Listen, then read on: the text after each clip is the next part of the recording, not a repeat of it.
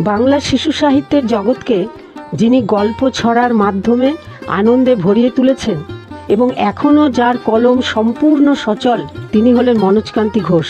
পিতা ভূপেন্দ্রনাথ ঘোষ, মাতা প্রফুল্ল নলিনী ঘোষের অনুপ্রেরণায় তার সাহিত্য সৃষ্টি। থাকেন মধ্যমগ্রামে। লিখেছেন বহু গল্পগ্রন্থ। উল্লেখযোগ্যদের তালিকায় আছে আলোর ঠিকানা, আছে সোনার টুকরো, গল্প সোনা রূপার, অল্প কথার গল্প, বাঘের মামা, রাজার হাতি, কিচিরমিচির, গন্ডা দশেক ভূত, খুশির আকাশ ইত্যাদি। তার ছড়া গ্রন্থ ছড়ায় হাসি ছড়ায় খুশি শিশু কিশোরদের কাছে এক মূল্যবান সম্পদ। শিশু মনস্তত্ত্ব, প্রকৃতি, সমাজের নানা অনুষঙ্গ নিয়ে তার লেখা সবাইকে ভাবায়। তিনি গল্পগ্রন্থ রচনা করেছেন মোট 9টি, সবই শিশু কিশোর উপযোগী।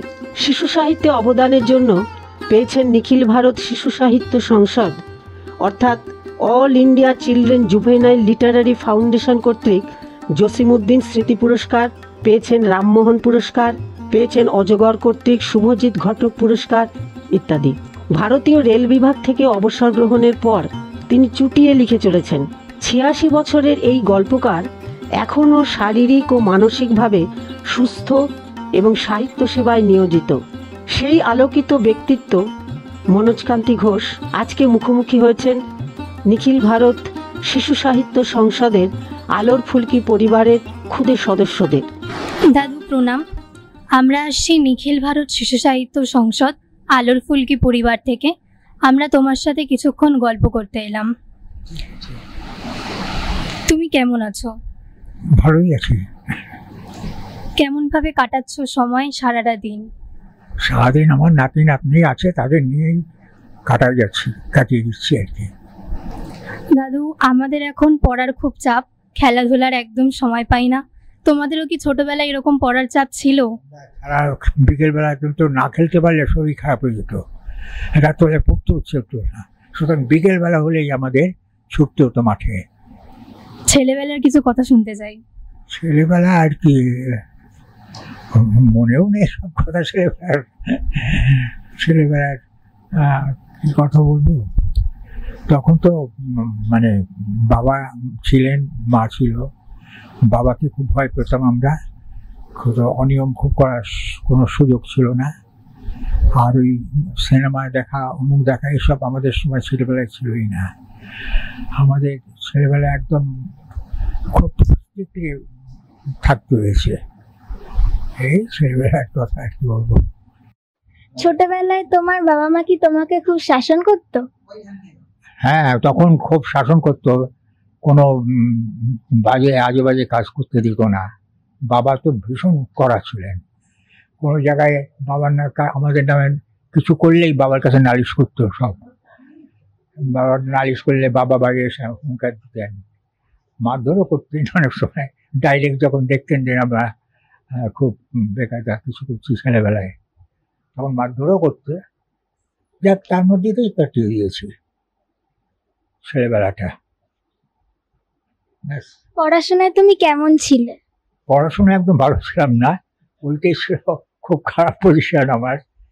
কিন্তু যা খুঁড়িয়ে যেটুকু করেছি, খুঁড়িয়ে করতে পেরেছি, ব্যাস। মধ্যমগ্রামে আসার আগে তুমি কোথায় ছিলে? মধ্যমগ্রামে আসার আগে আমি আলিপুরদুয়ার ছিলাম, জলপাইগুড়ি ডিস্ট্রিক্টের। ওইখানে বাবা স্টেশন মাস্টার ছিলেন এবং 1-1.5 বছর মধ্যেই রিটায়ার করেছিলেন।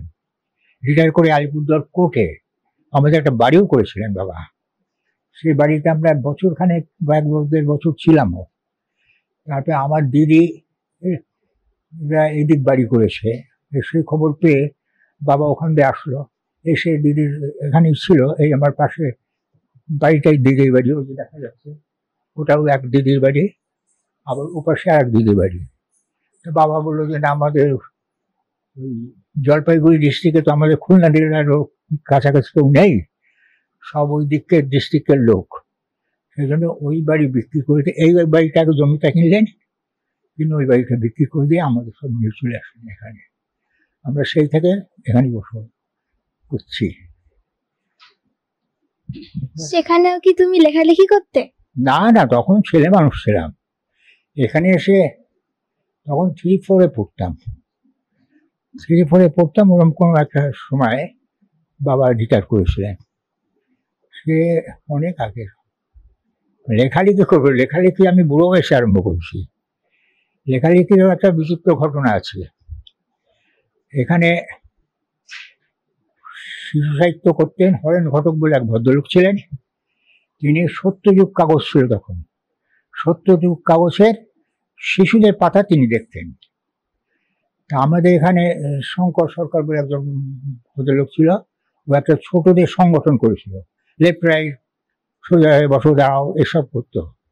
তো একদিন আমার কাছে এসে বললো, এই সত্যযুগ কাগজে হরেন ঘটক আছেন, উনি ছোটদের জন্য লেখেনও। একটা বিখ্যাত ছড়া উনি লিখতেন ওই ইয়েতে তখন, সত্য যুগান্তরে প্রতিদিন ওটা বেরোতো। 2-4 লাইন একটা বিখ্যাত ছড়া তৈরি করে প্রতিদিন দিতেন, প্রতিদিন বেরোতো। একটা পাতার একটা জায়গায় ওনার ছিল। উনি এখন সত্যযুগে আছেন, ওনাকে নিয়ে আসতে পারি আমাদের ইয়েতে সংগঠনে প্রেসিডেন্ট করে। তারপরে ওনাকে আমাকে বলে চলেন যাইনি একদিন সত্যযুগ কাগজে গেলাম, ওনার সঙ্গে কন্ট্যাক্ট করলাম, এবং যেদিন অনুষ্ঠান সেদিন ওনাকে নিয়েও আসলাম। নিয়ে আসার পরে অনুষ্ঠানটা হলো এইদিকে স্কুলটার পাশে মাঠে। কিন্তু অনুষ্ঠানের পরে যে রিফ্রেশমেন্ট একটু টিফিন, সেটা আমার বাড়িতে অ্যারেঞ্জমেন্ট হয়েছিল। তো উনি হরেন ঘটক এবং আর যারা ছিল, ভবানী প্রসাদ মজুমদার, এরা সব আসলো আমার ওখানে। ভবানীর সঙ্গে আগেও আমার জানাশোনা ছিল, ভবানী অনেকবার এসছে এখানে। তবে এরা আসলো। তখন হরেন ঘটক হঠাৎ আমাকে জিজ্ঞেস করে, তুমি লেখো? আমি না না, আমি কোনো লেখা করে চিন্তাও করিনি। বলে না, তুমি লিখবা এবং প্রত্যেক শুক্রবারে করে সত্যযুগ কাগজে যাবা। আমি তো শুনে, আমি তার আগে কোনোদিন লেখার কথা ভাবেও নি। তারপরে তো যাক উনি চলে গেছেন, কিন্তু উনি ছাড়েননি। ওখানে একজন যেত ওনার আমাদের পাড়ার, তাকে উনি রেগুলার বলতেন ও কাজ করে লেখা নিয়ে আসো। আর সে আমাকে বলতো, আমি তো লিখেই না, দেবো কি। 3-4 বার বলার পরে তখন ভাবলাম দেখি কিছু লেখা যায় কিনা। ফার্স্ট লাইনে আরম্ভ করতে পারি না লেখার জন্য, একটা লাইন অক্ষরে কি লিখবো কি লিখবো। তখন তার আগে আমরা গেছিলাম বনগা একবার পিকনিক করতে। আমি দেখি ওই পিকনিক দিয়ে কিছু করতে পারি নাকি। তখন ওই আস্তে আস্তে চিন্তা করে পিকনিক পিকনিক হাসে সব ফিক ফিক সব নিয়ে ঠিক ঠিক গাড়ি চলে ঝিকঝিক হয়ে গেল 4 লাইন। বুঝলে, অনেক চেষ্টা কাটাকুটি করেই এই 4টে লাইন হয়ে গেল। তারপরে কি করি, আর 4 লাইনও দেওয়া যায়, 8 লাইন হলে এটাও দেওয়া যায়। যত কিছু দরকারি নিয়ে চাল তরকারি ভাবি যাবো কোন গায়ে, সোজা যাই কোন গায়ে। এটা আমার কিন্তু প্রথম ছড়া, একদম জীবনে কোনোদিন লিখিনি। তারপরে করে আরো 12 লাইন টাইন করে হরেন ঘটকের কাছে দেওয়া হলো। হরেন ঘটক দেশে বলে, সর্বনাশ, তুমি তুমি রোজ লিখবা, রোজ আমাকে শুক্রবার সেরে লেখা দেবা। হয়তো ওই তখন থেকে চেষ্টা করতেন কি করে লেখা বেরোয়। যাক, আস্তে আস্তে এইগুলো কিছুদিন ওই ছড়া ফড়া দিলাম, দিলে উনি বলে গল্প লেখো, গল্প লেখো। শেষকালে গল্প লিখতো। একসময় তো আমার এই শুধু সত্যযুগ না, আরো অন্য কাগজ তখন ছিল, সব কাগজে আমারই গল্প বেশি বেরোতো। এত গল্প লিখেছিলাম একটা টাইমে। তারপর তো গেছে। হ্যাঁ হ্যাঁ, না, সে সময় আমার গল্প খুব বেরোতো, প্রত্যেক কাগজেই প্রায় বেরোচ্ছে। আনন্দবাজারে কোনোদিন দিইনি, কারণ কি আমার ওই হরেন ঘটকের সঙ্গে পুড়িয়েছিল তো। উনি আনন্দবাজার পরে ভীষণ ক্ষিপ্ত ছিলেন, কেন তো জানি না। ওই জন্য কোনোদিন সাহস করে বলতেও পারিনি যে আমি একটা দেখি আনন্দবাজারে দিই। দেখ, এনে আমার আনন্দবাজার কোনোদিন দিয়েও নি, আমার তো বেরোবার কোনো প্রশ্নই আসেনি। আর তাছাড়া তখনকার দিনে যত কাগজ ছিল, ম্যাগাজিন ছিল, ওই যেমন শিশুদের সব জায়গায় বেরিয়েছে, শুক্তাটা সব জায়গায় বেরিয়েছে, এই আর কি। তারপরে তো বয়স হয়ে গেছে, আর লিখতে পারি না, এখন ঘুরে ঘুরে বেড়াই। দাদু, তুমি তো অনেক বই লিখেছো, গল্প, ছড়া কবিতা। গল্প না ছড়া কবিতায় তুমি বেশি সাবলীল? হ্যাঁ, গল্প না ছড়া কবিতায় তুমি বেশি সাবলীল?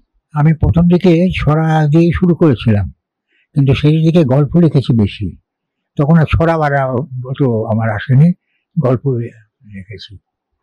আমার গল্পের অনেকগুলো বইও আছে, মানে ছড়ার বই একটা আছে, আর কিন্তু গল্পের বই 8টা 10টা আছে, 10-12টা। আচ্ছা দাদু, তুমি কোন স্কুলে পড়তে, মানে তোমার স্কুল লাইফ কেমন ছিল, কেমন স্কুল ছিল? আমি ছেলেবেলায় তো আলিপুরদুয়ারে ছিলাম। আলিপুরদুয়ারে একটা প্রাইমারি স্কুল ছিল, ওই স্কুলে আমি পড়তাম। তারপরে ওই স্কুলে প্রাইমারি ছেড়ে যখন পড়ে বৃত্তি পরীক্ষা ছিল আমাদের, বৃত্তি পরীক্ষা দিয়ে আমি এখানে চলে আসি। এবং গানের স্কুল তখন গভর্নমেন্ট স্কুলে হতো সকালবেলায়, সেই গভর্নমেন্ট সেইখানে ভর্তি হলাম। বাবা নিজে ভর্তি করে দিলেন গান্ধী স্কুলে। তখন 8 পর্যন্ত গান্ধী স্কুল ছিল, 8 পর্যন্ত ছিল, ওই ওখানে ভর্তি হলেন। আর তখন গভর্নমেন্ট স্কুলে গান্ধী স্কুল সকালবেলায় হতো।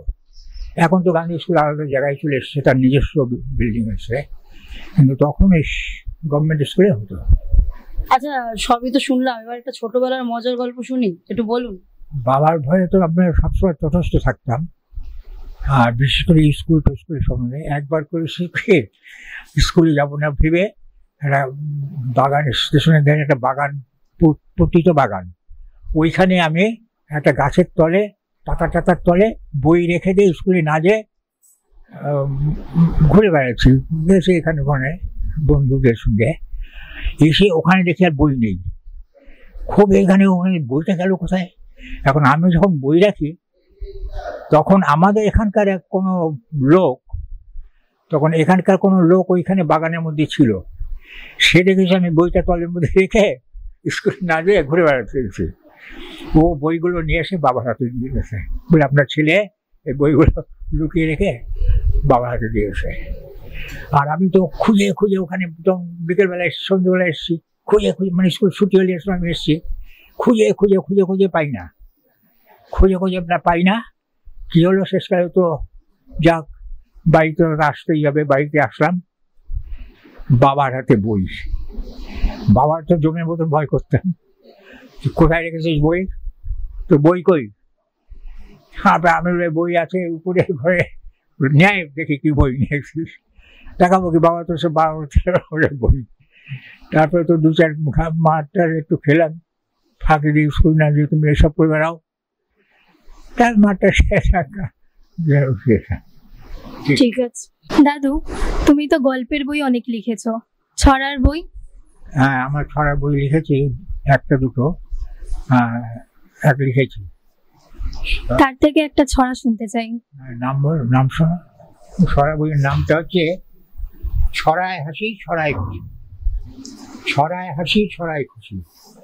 এই আচ্ছা, তার থেকে তুমি একটা গল্প শুনতে যাও, তো না ছড়া শুনতে যাও, দেখি বের করি।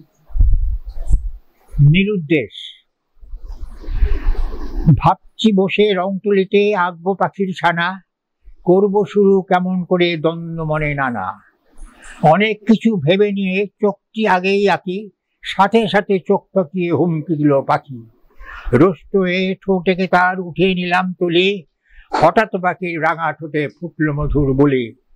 বলল ডেকে দাও না একে আমার 2টি ডানা, মুক্ত আকাশ দেখতে পাবো থাকবে না আর মানা। রং তুলিতে পাখি আঁকা যেই করেছি শেষ, ফুট করেই সবুজ বনে অমনি নিরুদ্দেশ। দাদু, এতক্ষণ সময় দেওয়ার জন্য তোমাকে অসংখ্য ধন্যবাদ। তোমরা সবাই ভালো থেকো, সুস্থ থেকো। ভালো থেকো, সুস্থ থেকো, আশীর্বাদ করি, ভালো থেকো।